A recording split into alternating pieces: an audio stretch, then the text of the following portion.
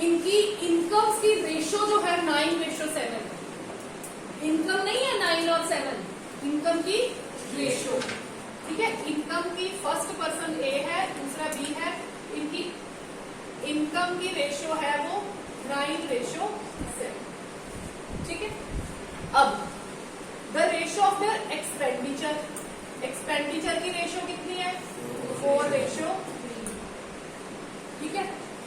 अब if each of them saves 2000 per month, saving का मतलब बचाया उसने, जितना इनकम उसने खर्च कर ली, सॉरी इनकम मतलब टोटल अर्निंग उसकी थी, सेविंग्स का फॉर्मूला क्या बनेगा, इनकम माइनस एक्सपेंडिचर।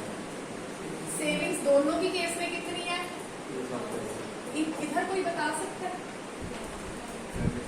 ए वाले की आपस बच्चे देखो, आपने ऐसे नहीं इक्वेशन बनाना, आपने इक्वेशन ऐसे बनानी। इसका मतलब क्या है, ए पर्सन जो है उसकी इक्वेशन क्या बनेगी, उसकी इनकम कितनी है, एक्सपेंडिचर क्या आएगा एक्स के वाई, इनकम एक्स होएगी, एक्सपेंडिचर, इसीलिए बोला ये वाले सेम रखने हैं। इनकम की रेशो गिवन है 9:7, ये दोनों किसकी रेशो गिवन है, इनकम की, तो इनकम के साथ रेशो कॉमन रेशो तो सेम लगेगी कि नहीं लगेगी, ठीक है कि नहीं।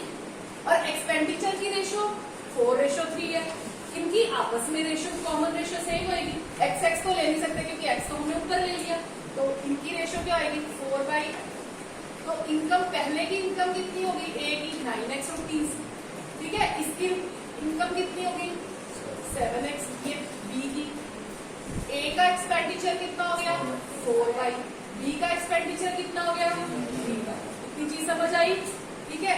अब इनकम में से एक्सपेंडिचर माइनस कर दोगे इनकम ए की, ए का क्या बनेगा, savings 200 is equal to 9x minus 4, A की इनकम कैसे बनेगी, इनकम माइनस एक्सपेंडिचर, ये बन गया ए का, that means 9x minus 4y is equal to 4y is equal to 200, ये किसकी कौन सी इक्वेशन बन गई 2000 है, ओके।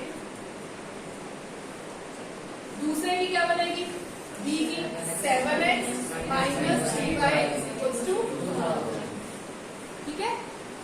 ए की ही इनकम, ए की ही एक्सपेंडिचर, बी का ही इनकम, बी का ही एक्सपेंडिचर, क्योंकि अपनी अपनी दोनों ने 2000 सेव किए, बस रेशियो वगैरह ये गलत नहीं लगा रही, वैसे बिल्कुल सिंपल रेशियो, समझ आ गया, सॉल्व कर लोगे एलिमिनेशन से। That's all for today, NCERT आपकी फिनिश। अब अभी तक बैठ के आप अपनी एनसीईआरटी पहले कंप्लीट करो, I am giving you some time to complete your work, फिर हम we shall move to extras, और अपनी एक्स्ट्रास वाली नोटबुक अपनी बाद में निकाल के रखना, ठीक है।